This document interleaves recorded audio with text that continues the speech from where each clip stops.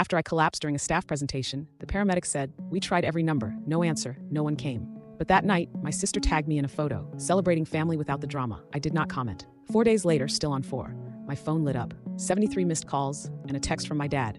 "Pick up. This is bigger than you realize. It's serious." I did. Hey everyone, before we dive in, I have a quick favor to ask. If you enjoy content like this, please hit the subscribe button. It's free, supports the channel, and ensures you never miss out on amazing videos. All right, let's get started. And then after I collapsed during a staff presentation, the paramedic leaned over me and said, "We tried every number. No answer." Bright lights, carpet glue, someone's cologne, then the siren. I remember the slide with my name on it and then the floor coming fast. Black edges, hands on my chest, a voice telling me to stay with them. I did barely. Hospital room, iodine plastic, the beep beep that makes time feel slow and mechanical. And 4 in my arm, tape pulling at my skin. My blazer folded on a chair like it belonged to someone else. A nurse adjusted the drip. "Any family I should notify?" she asked. "They already tried," I said. She hesitated, kind but brisk. "Okay, pain level. Enough." I reached for my phone. My hand shook. The nurse tapped the screen for me. Notifications spilled out. Calendar reminders, app updates, a coupon for a sandwich place. Nothing from them. The paramedic wasn't lying. I slept. Woke up to a technician replacing the sticky pads on my chest. "Mild cardiac event," they said. Mild. I couldn't sit up without the room tilting. That night, I unlocked my phone again. One new tag. My sister.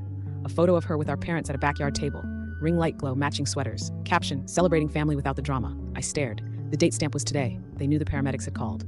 It was in the group chat log. The hospital showed me. They didn't come. They posted. They tagged me like a joke.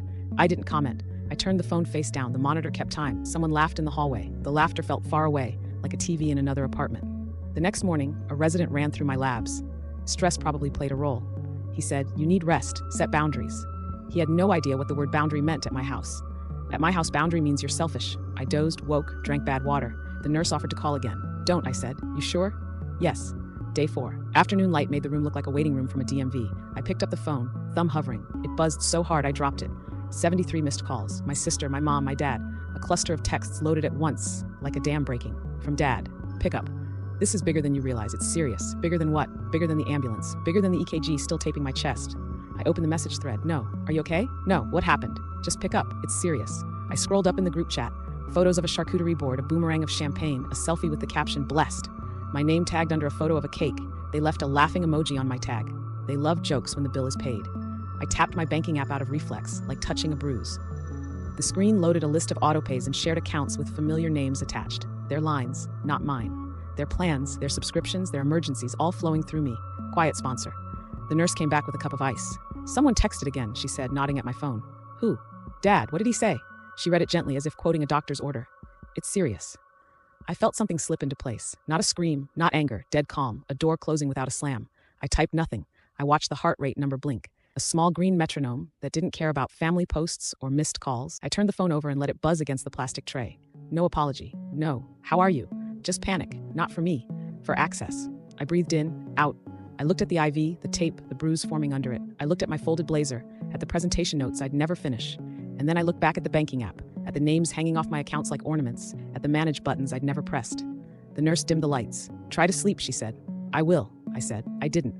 I lay there and made a list in my head. Not of excuses, not of speeches, of switches. If it's serious, I thought, good. I'm serious too. Night shift hum, tape on my arm, the heart monitor keeping time. I opened my laptop and typed a title in a blank note. Shut down. I didn't write speeches. I wrote steps. Freeze every secondary card. Close the joint checking. Remove my card from all autopays. Change every password. Move payroll to a new bank under a trust. Notify providers. I am withdrawing authorization. Put a fraud watch on anything with my name. I started. Bank app. Security menu. Secondary card canceled. Joint account closed. Streaming gym. Ride shares removed. Email. Bank. Phone carrier changed. Credit bureau fraud alert filed. Flagged. No anger. Just the click of clean doors locking. My phone buzzed on the tray. I flipped it face down and kept going. The door opened. Grandpa stepped in wearing the same windbreaker he's had since I was a kid. He didn't hug me. He pulled a chair close and looked at the screen. "List," he said. "List," I said. He nodded. "Breathe while you type." We worked. I read account names. He read confirmation numbers aloud so I could paste them into the note. It felt like inventory after a flood. I called the bank's fraud line. A woman verified me twice. Reason for freeze? Unauthorized use by third parties, I said. Relationship? Family, I said. Pause. Then understood. She issued new numbers. Overnight delivery, no forwarding. I had her add a note, do not reauthorize secondary users without written consent. She read it back to me. Anything else? She asked. Yes, block cash advances and person-to-person pulls from the old accounts.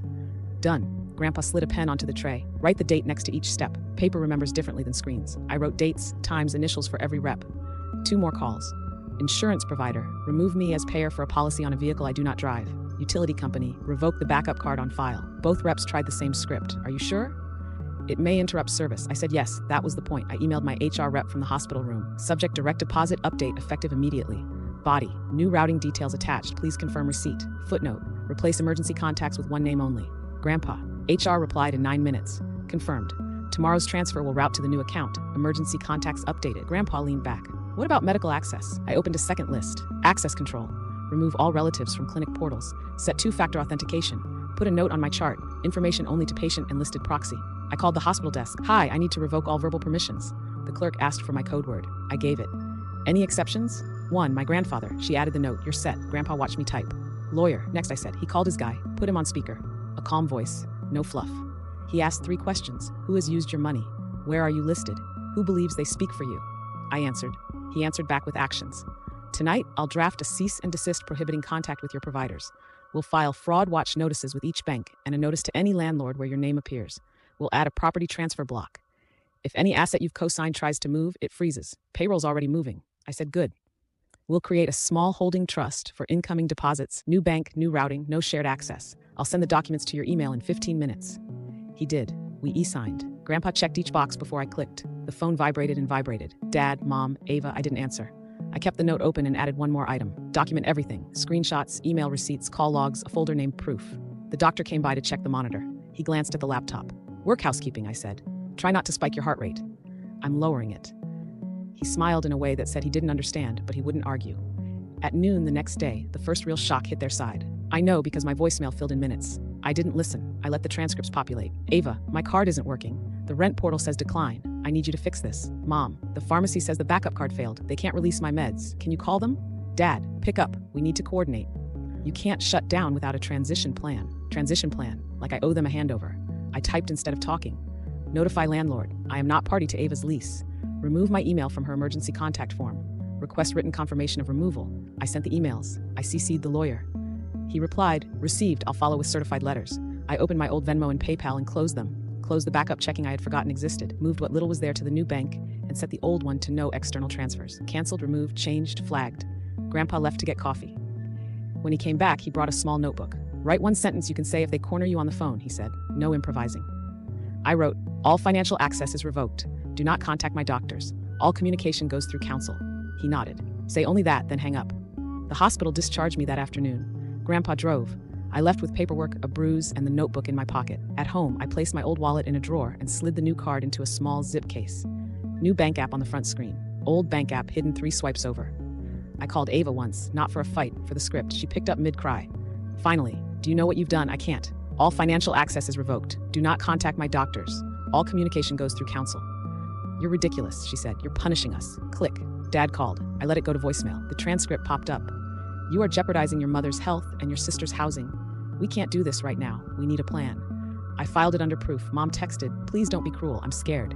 Then 1 minute later, send me the new card just for the pharmacy. After I pick up, we'll talk. I archived it. Then I opened my pharmacy account and removed her name from every field. The lawyer emailed, restraining language ready, letters sent, a standing notice to the hospital system. He attached a simple line I could copy-paste to whom it may concern. I revoke any previous permissions for names. Medical information is restricted to me and my designated proxy name. Any contact attempts should be documented and forwarded to counsel. I pasted it into my notes. HR confirmed the paycheck reroute again. All set. Next cycle hits the new account. I thanked them. I moved their email to a folder called Safety. That night, I turned off the ringer and left the phone across the room. I sat at the table with the notebook and made a final pass through the list. Credit freeze at bureaus. Done. 2-factor on email and bank. Done. Remove shared cloud albums. Done. Cancel the temporary joint. Done. Newsum ordered. Done. Proxy set. Done.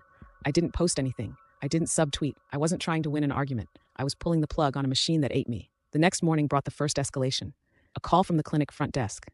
A woman is here claiming to be your sister. She says she's your medical proxy. She isn't. I said, you have the note? We do. The clerk said, security is escorting her out. I added a line to proof. Time, date, attempted impersonation. At noon, the bank security team called me, not the other way around. We detected multiple authorization attempts on closed instruments. Do you want to file an incident? Yes, I said. They read back IP addresses and device types. They placed an internal watch on my profile. Any attempt from those devices would triple lock. Grandpa folded his arms. "Breathe," he said. I did. Then I opened a new note titled "What Stays?" It was short. My bills, my health, my work, people who showed up. No speeches, no moralizing, just scope. By evening, the group chat lit up with a message from Mom. "Let's be adults and talk." No mention of hospitals, no apology, just a reset request, accept the old rules. I muted the chat for a year. I turned on the kettle and waited for it to click. The apartment was quiet enough to hear it. This wasn't revenge. This was maintenance long overdue. The house looked the same from the street. Inside, the breakers were off. They didn't slow down. They pivoted. 2 days after I cut the lines, a courier showed up at my door with a white envelope. "From counsel," he said. Inside, notice of intent to pursue emergency conservatorship. The language was clean and sharp. Claims of erratic financial behavior, possible cognitive impairment following a cardiac event, and concerns from immediate family. The goal was obvious: restore access. I forwarded it to my lawyer. He called within 10 minutes. "They're trying to beat you to the courthouse," he said. "We'll file a preemptive reply with doctor statements, employment verification, and a notarized declaration from you."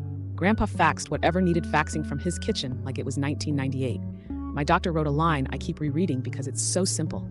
Patient is oriented, competent, and making reasoned decisions. HR sent a letter, active employee, voluntary medical leave, returning as planned. We attached logs, screenshots, timestamps. The hearing never made the docket. Their lawyer withdrew. Mine sent a cease and desist barring them from contacting providers or presenting themselves as proxies. 1 page, 3 sentences. Wait, the legal door closed, the PR door opened. Mom posted, "Please keep our family in your prayers. We're dealing with something difficult. No names, no details." Ava reposted it with a broken heart emoji and the words, "Some people lash out when they're hurting."